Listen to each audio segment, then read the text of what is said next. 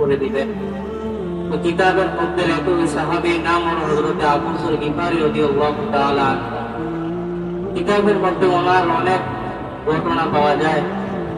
রাসূল আকরাম সাল্লাল্লাহু আলাইহি ওয়াসাল্লাম বলেন যে আল্লাহ পাক রব্বুল আলামিন যখন আমাকে মেরাজের রাতে যখন জান্নাত জাহান্নাম দেখাইলেন, এরকম ভাবে রব্বুল আলামিনের আরশ দেখাইলেন, এরকম ভাবে কোন আমল করলে কোন আমল না করলে কিরকম শাস্তি কিরকম আযাব, এগুলো যখন রব্বুল আলামিন সব কিছু দেখানোর পরে রব্বুল আলামিন যখন আমাকে জান্নাতের মধ্যে প্রবেশ করাইলেন, আল্লাহ রাসূল সাল্লাল্লাহু আলাইহি ওয়াসাল্লাম বলেন ওই সময় আমি জান্নাতের মধ্যে প্রবেশ করে দেখি যে হযরত আবু যর গিফারী রাদিয়াল্লাহু তাআলা আনহুর পায়ের আওয়াজ শোনা যাইতেছে।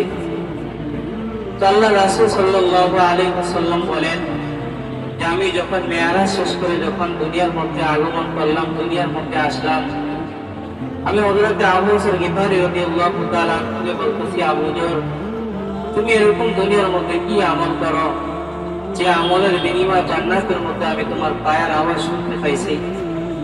তো হযরত আবু যর গিফারী রাদিয়াল্লাহু তাআলা আনহু বলতেছে, ইয়া রাসূলুল্লাহ, ইয়া হাবিবাল্লাহ, আমি তো দুনিয়ার মধ্যে এত বড় কোনো আমল করি না, তবে আমি ছোটখাটো দুইটা আমল করি আমি আপনার থেকে শুনছি।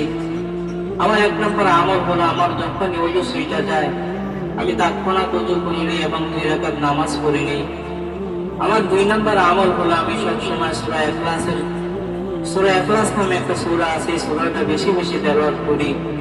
আর আমি আপনার জবান থেকে শুনছি যে ব্যক্তি সূরা ইখলাস 3 বার পাঠ করবে আল্লাহ পাক রব্বুল আলামিন তার আমলনামার মধ্যে এক প্রথম কোরআনে কারীম পড়ার সওয়াব তার আমলনামার মধ্যে লিপিবদ্ধ করে দিবে।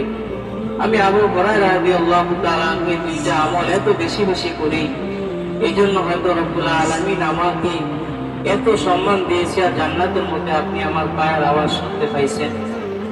তো এরকম একজন সাহাবী ওই দিন আমিরুল মুমিনিন হযরত ওমর রাদিয়াল্লাহু তাআলা আনহুর কাছে দাঁড়িয়ে বলতেছেন, হে আমিরুল মুমিনিন, আপনি আমার ভাইকে সুযোগ করে দেন, ছুটি দিয়ে দেন ঋণ পরিশোধ করার জন্য।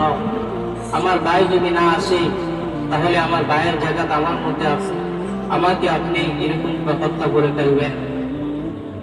তো হযরত ওমর রাদিয়াল্লাহু তাআলা বলতেছে, উনি তো তোমার আপন ভাই নয়, তুমি কেন ওনার জন্য এত টান এত মহাব্বত?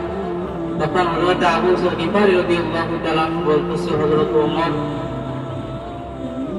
আমাদের মধ্যে কোনো রক্তের সম্পর্ক নাই, আমাদের মধ্যে কোরআনের সম্পর্ক আছে। কারণ কোরআনের মধ্যে তো রব্বুল আলামিন বলেছেন যে তোমরা একে অপরের ভাই, আর রাসূল হাদিসের মধ্যে তো বলেছেন যে আল মুসলিমু আকুল মুসলিম, এক মুসলমান আরেক মুসলমানের ভাই। রাসূলের হাদিসের দিকে তাকিয়ে কোরআনের দিকে তাকিয়ে আপনি আমাদের দুজনকে ভাই বানিয়ে দেন আর ওনাকে ঋণ পরিশোধ করার জন্য ছুটি দিয়ে দেন। তখন ওই যুবক সঙ্গে সঙ্গে ঋণ পরিশোধ করার জন্য ওনার এলাকার মধ্যে চলে গেলেন।